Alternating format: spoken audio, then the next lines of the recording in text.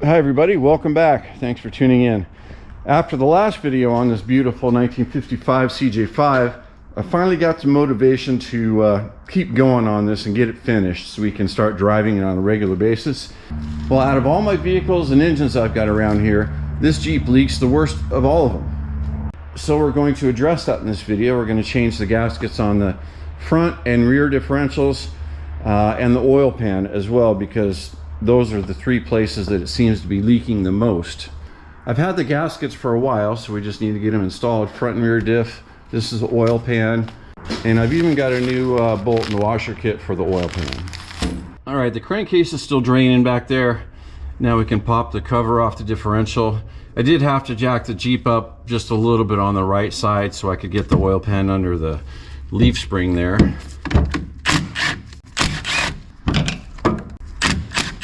Wired. The engine oil was pretty dang black, so it needed an oil change anyway. This oil in this front differential looks just fine. There's no shiny stuff in it. Get this old gasket off of here. We'll let that drain a bit. Can you see how dirty and rusted the surface is? So that's probably why it was leaking. Anyway, I'll let both of those drain and then we'll come back. Well, it's the next morning now. I let both of those things drain overnight. And I'm in the process of cleaning up this cover, and I wanted to show you something here. So something has dented this from the outside. You know, not all the way through. There's nothing wrong with the dents necessarily, but it looks like somebody has done something to this flange here, this lip, because there are raised areas on it and it's not flat. It, you know, goes like this, almost like this got bent and somebody tried to pry it around or something. So I'm going to take my flapper sander disc here and get this smooth again, and then I think I'm even going to take a hammer and dolly to it to make sure it is flat, and then I'll show you that when I'm done.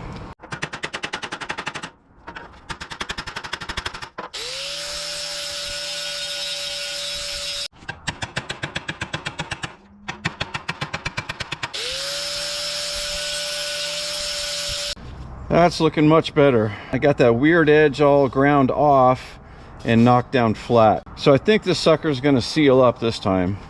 So I'm going to go work on the mating surface of the differential, and I'll bring you back when we're ready to install it. All right, I've got the surface cleaned on the differential housing as well. And down here at the bottom, I found some more damage on it. So it looks like it's probably hit a rock or two. Now we're going to put some Permatex on the gasket on both sides.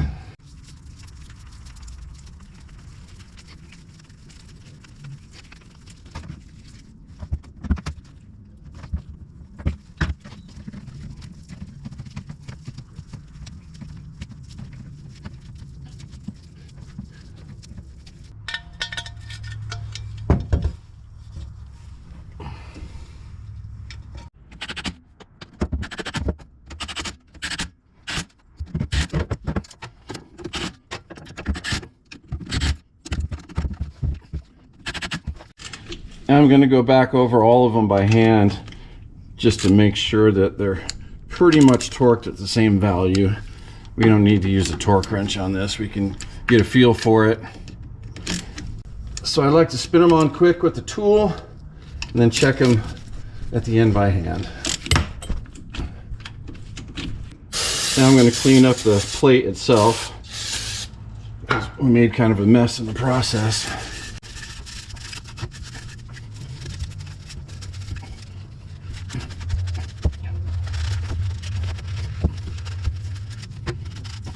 There, that looks good. Now I'm going to let that actually sit overnight and let the Permatex have a chance to set up. And I found that when I do that, when I let it sit overnight, I think I've had 100% success rate as far as no leaks. All right, I've got the oil pan dropped and out here on my bench, ready to be cleaned. However, you can see in the bottom there, we got some chunks of something. I already took a magnet to them, so I know they're not metal, which is really good news. So I'm going to clean this up anyway, of course, but maybe we can identify these bits a little bit better once it's clean. All right, I've got the oil pan cleaned up and I have identified those pieces that were in the bottom. I'll share that with you in just a second.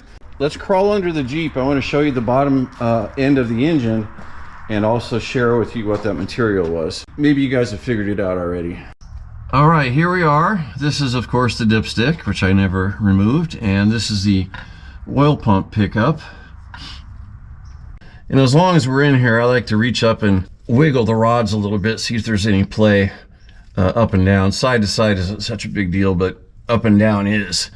But everything looks tight and right in there. And again, over here you can see the bottom of the block there where the gasket goes is rusted. So I'm not sure what was going on there.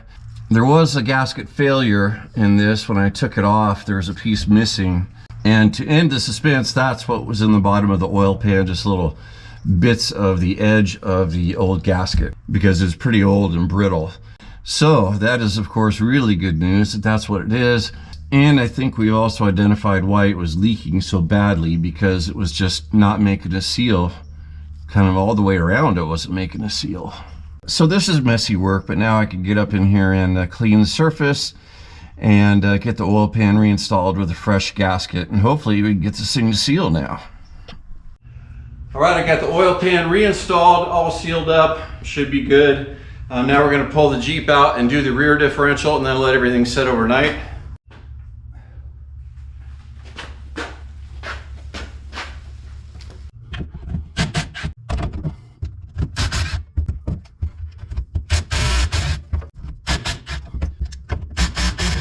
These differential leaks weren't just, you know, seeping slow leaks. They're like full-on dripping leaks.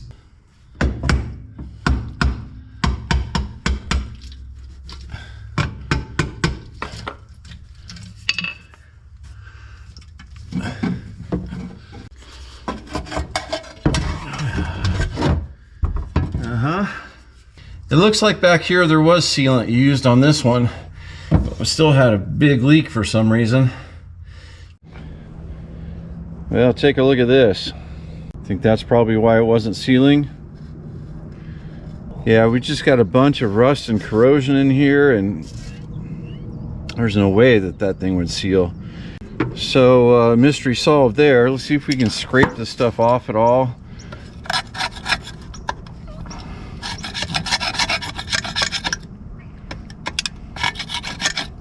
Well, I can scrape a little bit of it off, but I think I'm gonna have to bring out the big guns on this one too, get the flapper disc and really go to town on this. It's really a strange place for a rust to form. You don't normally see that. With all this rust, it was never gonna seal. So give me a few minutes, I'll get this cleaned up. Well, let me tell you, that was some thick rust in there. You can see how badly it's pitted the piece here. Even all along the flange, it's got pits in it from heavy rust and corrosion. Besides that, the flange is flat, so I think I can get it to seal up there with a new gasket and fresh sealant. But if I still have a leak, I'll have to buy a new cover for it. So now I'm going to go clean up the differential and we'll get this installed. All right, I've got it all installed. I think she's going to seal up this time. I'm glad to be done with this because I do not like laying on my back and working on greasy stuff over my head. Maybe in my next life I'll have a shop with a lift. Then we can stand up and do these things. Okay, it's the next day already and we're going to fill this thing up with oil. I believe this engine takes about 5 quarts of oil. So we're going to start with a gallon and go from there.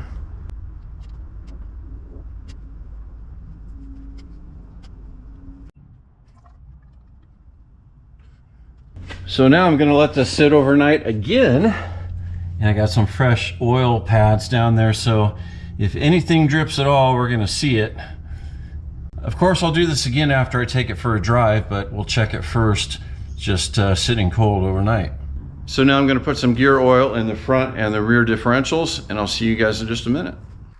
All right, here we are the next day. It's actually the next afternoon already. both differentials are 100% dry, no leaks at all, and we've got no leaks underneath the oil pan either. So now what we need to do is start it, run it around for a little bit, get it hot, just to make sure that the oil pan is all sealed up. In the short time that I've owned this Jeep, I have learned that it's very difficult to start after it's been sitting for a few weeks or more. Somebody's already converted it to 12 volt with electronic ignition. So this is definitely a fuel issue.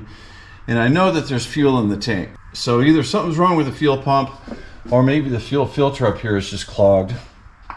I don't know, but once I get it started, it's fine after that. You can turn the key off and then turn it right back on and it fires up immediately. So it's definitely a fuel issue somewhere, but I'm not going to address that right now.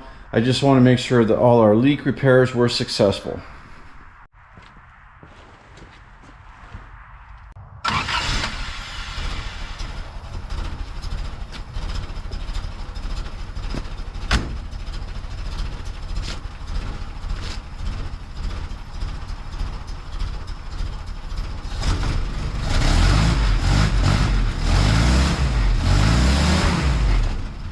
I was having some issues with the throttle return spring, and I think I've got that set correctly now, but now it's idling way too low because we've never had the spring set correctly before.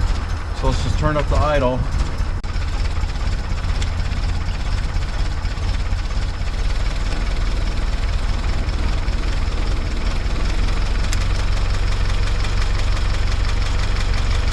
That's a little better.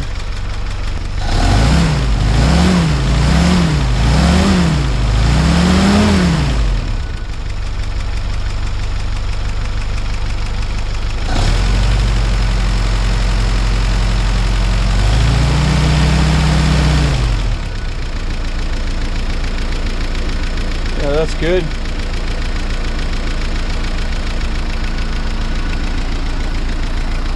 These motors sure are quiet, aren't they?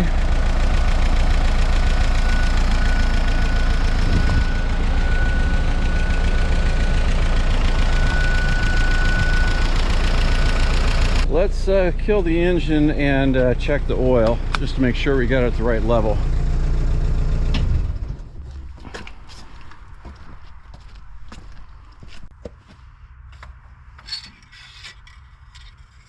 Yep, looks perfect.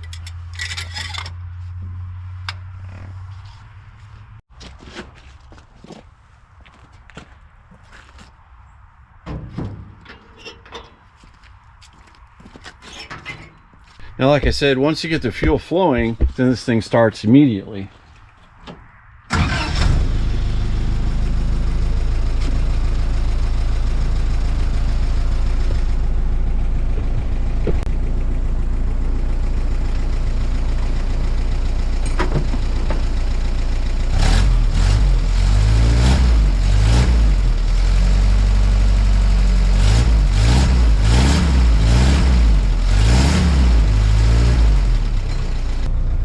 506 miles since the engine has been rebuilt.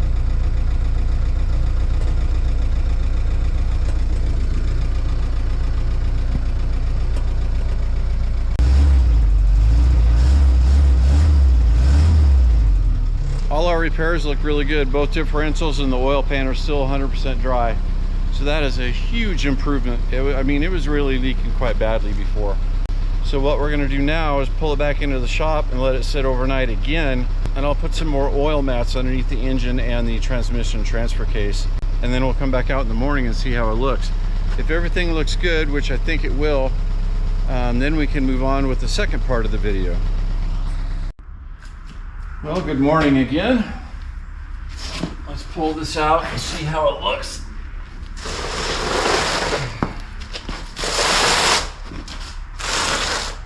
Not one single drop on this whole thing. That's pretty remarkable. You may have seen this, but I just spilled oil on that the other day. That's not a leak from the Jeep.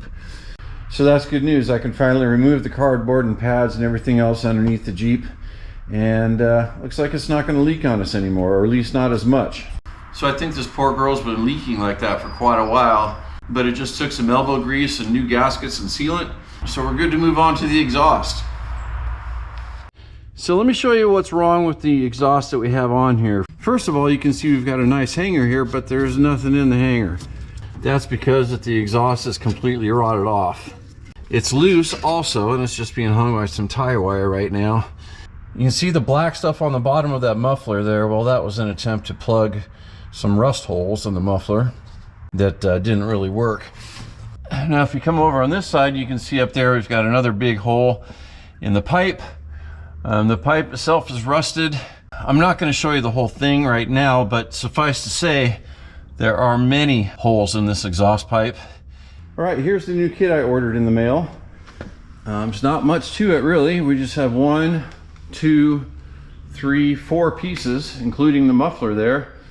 And we've got 1, 2, 3 muffler clamps. This is a no weld kit, so as long as everything bolts up nice and securely, I won't weld it. But if something is a little bit rattly or something, we can give it a couple of spot welds here and there, but we'll see. And it also came with a couple hangers, not sure if we're going to use those or not. And it also came with a new muffler gasket to fit between this piece and the exhaust manifold, so that's nice. This kit was actually quite affordable. I think it was only like 150 bucks, including shipping. Maybe it's 160, something in that ballpark. You know, the pipe itself isn't anything special. It's just pre-bent, so we don't have to mess around with that. I suppose the muffler is the most valuable piece in this kit. Looks like they made some really nice welds on it. Looks to be good quality, good enough. So the miserable part is going to be removing the old one from the Jeep. So I'm just going to crawl under there and try to get that done as quickly as possible. Then we can start working with the new stuff. All right, I got it out. It took me about 20 minutes or so. Here's what I was talking about on the bottom of the muffler. There's another hole and some more rot there. No need to point out every single thing to you. I think you get the idea. But the only thing I'm not sure about is if I can use the old hangers or if we should use the new ones. The first thing that I'm going to do is get this piece secured to the manifold with the new gasket and tighten down. And then we go from there. We just start connecting the pieces and we'll just see how the hangers end up. Okay, I've got the first piece installed right here. Not much to it. There's a stud that points down from the manifold on this side. This side is just a hole all the way through, so you have to use a full bolt with a nut and lock washer on the bottom. Don't forget to put the exhaust gasket in there. Now we're ready to take the long pipe and put it in from the rear towards the front and line it up and see what we need to do with the hanger. So this goes over the rear axle and then through that hole up there to the left of the transmission. Something like that. Yeah, we're pretty close. Looks like this thing is in the way of the pipe. That can't be right, can it? So what I did was I loosened the fasteners up top on the manifold so we had some wiggle room on this. That was my fault. I should not have tightened them down all the way first. But now we can get it to line up.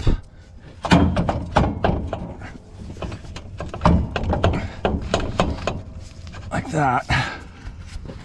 I suppose I can put the muffler clamps on now. It's not going to hurt anything. But I guess I'll leave the fasteners loose on the manifold for just a little bit longer.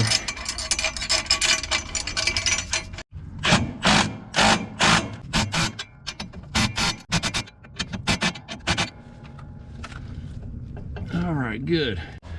All right, guys, I got this knocked out. I got on a roll, just kept going on it. So let me show you the whole thing from the front here all the way to the back. I already showed you that. We got that installed very nicely. So here's the bottom of the pipe that comes off the manifold. Connects to the longer one there with a muffler clamp. And you can see it goes over the cross member here and towards the back. So let's crawl around back there. And there you can see it coming from the front over the rear axle, of course. And there's one hanger right there. I just used the existing one that seemed to be a good place for one.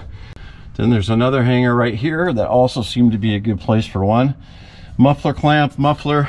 And then coming over here to the other side of the muffler, we got the muffler clamp and our tailpipe piece. And I was able to make it fit in the existing hanger bracket there. So that was nice. The only thing I had to modify on this whole kit was the length of the muffler tube sticking out. I had to cut that off about 1.5 or 2 inches, because at its normal length, you know, it was that much longer. This pipe was this much farther out this way, and it was pretty close to the tire here, and it stuck out like this. And that's no good. We wanted to get it farther away from the tire and farther in. We didn't want the thing like pointing out like this. So yeah, I just had to cut off the muffler a little bit to make the tailpipe fit in nicely that way, where everything lines up. And I've got this thing very secure, so she isn't going anywhere. So the only thing left to do now is start it up, see how it sounds, make sure we don't have any exhaust leaks anywhere.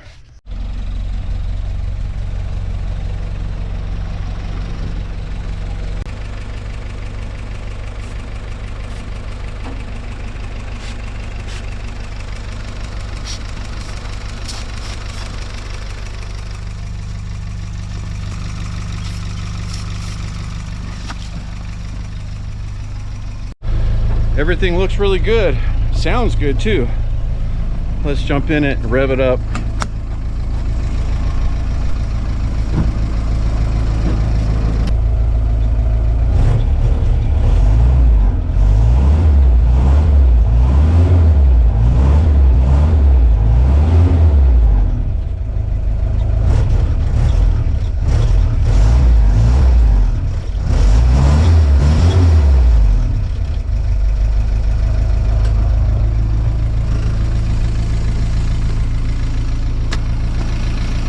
Bit of a hesitation there because the old exhaust system had so many holes in it, and we put a new system on with no holes at all with a brand new muffler. Do you think that the change in back pressure would affect how the engine runs? There just seems to be a little hesitation where there wasn't any before.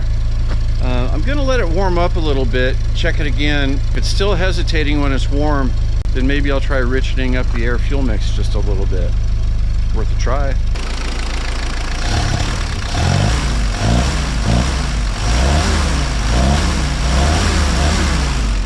It's really not bad, but just got a tiny bit of hesitation there. So I'm gonna turn the air fuel mix screw out about a 1/4 turn and see if that does anything. If not, we'll put it back where it is.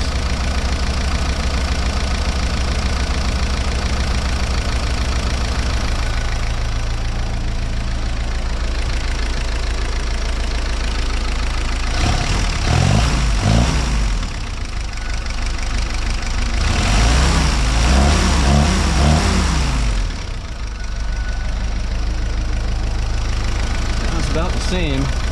Let's turn it in a little bit. It was right there.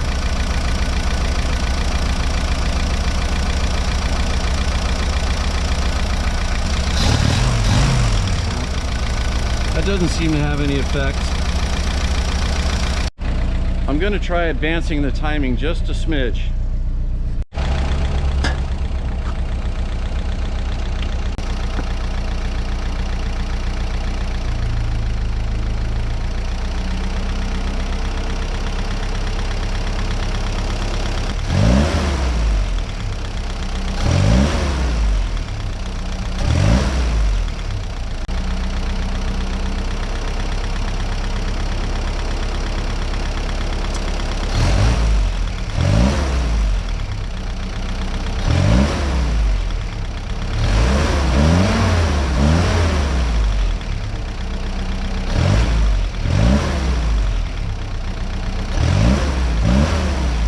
That's better.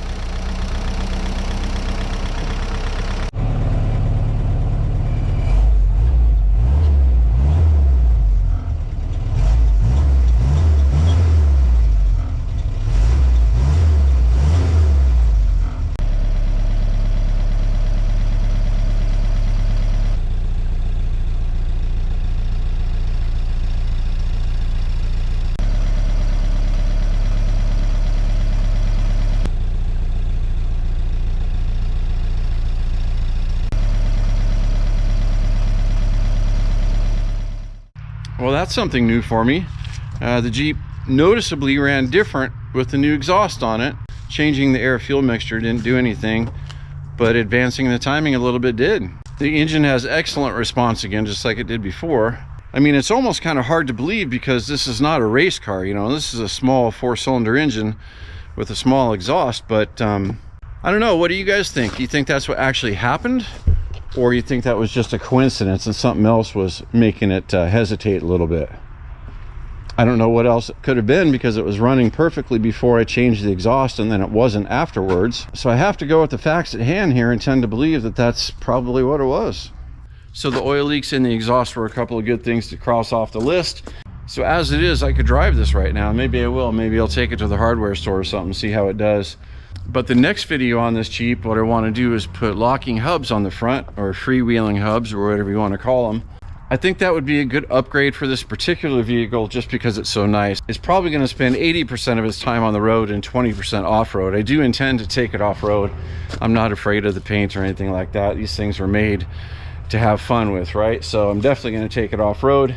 And then after we get the hubs installed, I want to install an overdrive in this rig. I think that would just really be like the cherry on top, you know. That would really be nice. And then finally, whenever I get some money saved up, I want to replace these wheels. You know, they're okay, but they kind of remind me of the generic trailer wheels, and I don't much care for that look. I want to go back to the original Jeep wheels, you know, the all steel wheels, and then probably with some non-directional tread tires as well. I think that would really improve the looks of this Jeep, although it looks pretty good the way it is. It would look more authentic, I think, with those wheels and tires on it. So I will sign off for now. Thanks everybody for watching. Hope to see you on the next one.